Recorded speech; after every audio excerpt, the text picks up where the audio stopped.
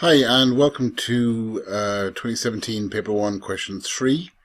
So let's get started, and this is a 10D question, so there's 5 scales: low partial 4, mid partial 6, high partial 8. So we're going to get somewhere along this and hopefully up to the full marks 10.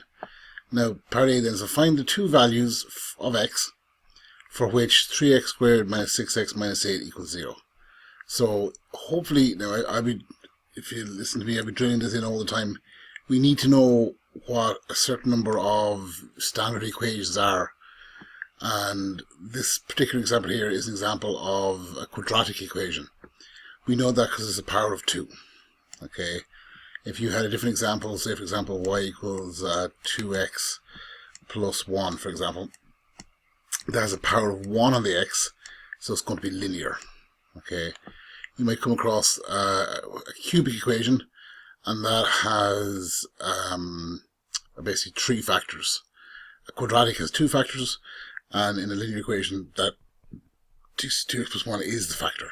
Okay, excuse me now. The second part then is just the last part. Give your answer correct to 1 decimal place.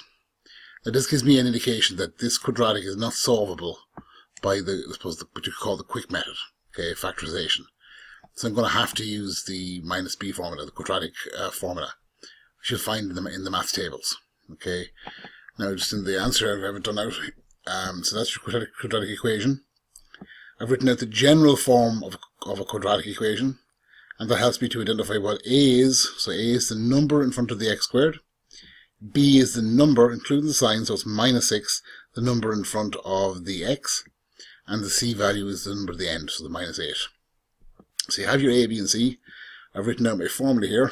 Okay, so it's a matter of putting the numbers in the correct place. And I'd always suggest to put that number in brackets. That will avoid making sign errors. So your formula is there. So if I go left to right, top then bottom. So it's minus bracket negative 6. Okay, close brackets. The plus or minus, and then the big square root. And that's b squared, so minus 6 in bracket squared. Then minus 4 times A, which is 3, times C, which is minus 8. It's all divided by 2 times a, which is the same thing as 2 times 3. So we got that far. Okay, now we can't put that to the calculator because there's plus or minus sign. You can put the entire top square root to the calculator and save yourself a lot of bother. I went through it and just gone left, right, and just broken things down in step by step. So if I go here, it's minus, bracket, minus, and minus, multiplied by minus, gives you the plus here. Then the plus or minus carries over. The square root of, now I've done it, so minus 6 squared is the same thing as minus 6 times minus 6, which is plus 36. That's there. A triple multiplication, minus 4 times 3 times minus 8. That gives me plus 96.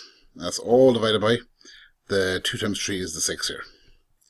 Move up here to the top of the next side of the page.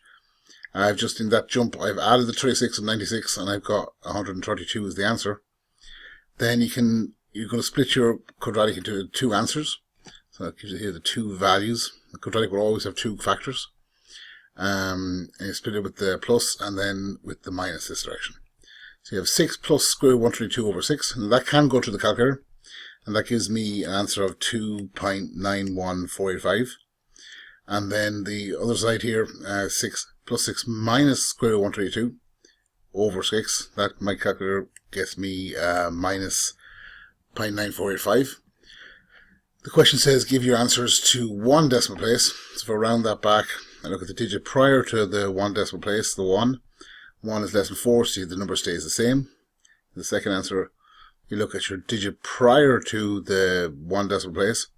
That's 4, so again, I leave it at, it doesn't change, you leave it at 0.9.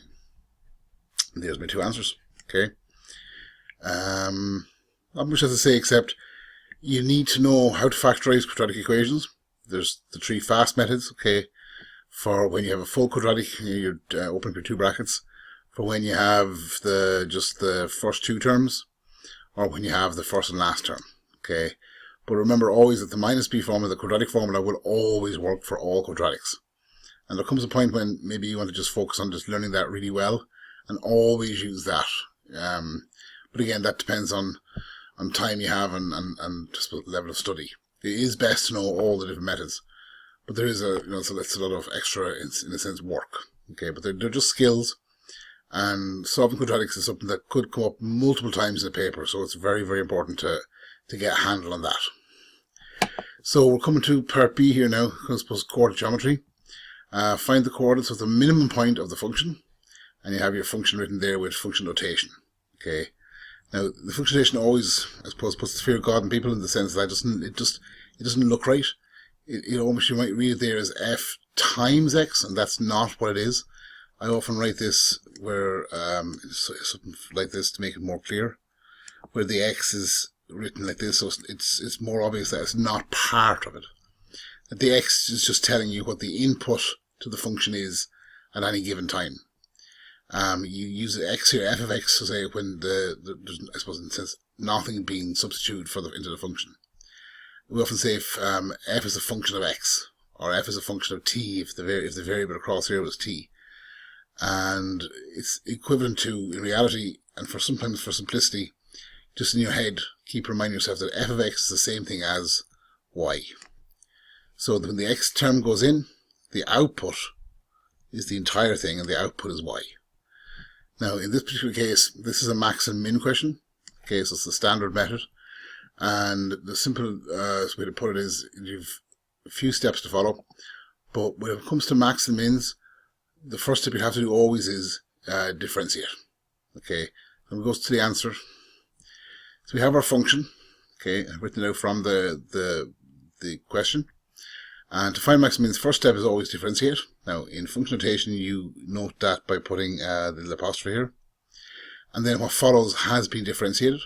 So if I take my term, again, the rule for differentiation of terms is the power rule. Multiply power by number in front. So 2 times 3 is 6. Take 1 from the power, 2 take away 1 is 1.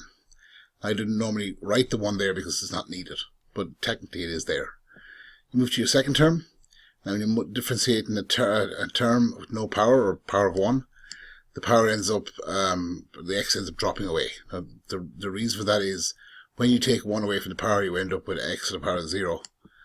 And anything to the power of 0, by the rules of powers, is always 1. Okay, so effectively the x turns into 1.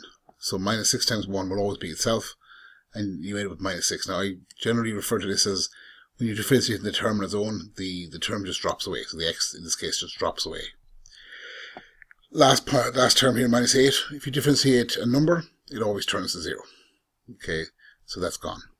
So this new little equation here, if you notice, it's gone from quadratic down to linear. Okay, it's dropped a degree. Always happens when you differentiate.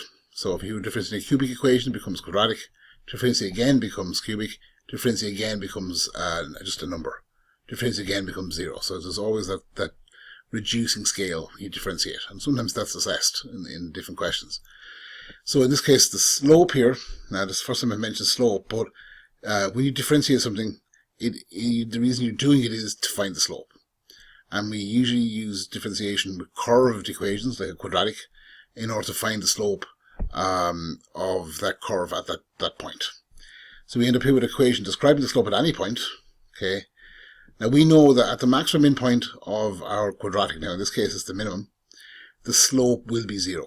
Now what I mean by that is, if you think about it, if you basically drew this equation, now it's positive x squared, it'll be something like a mountain.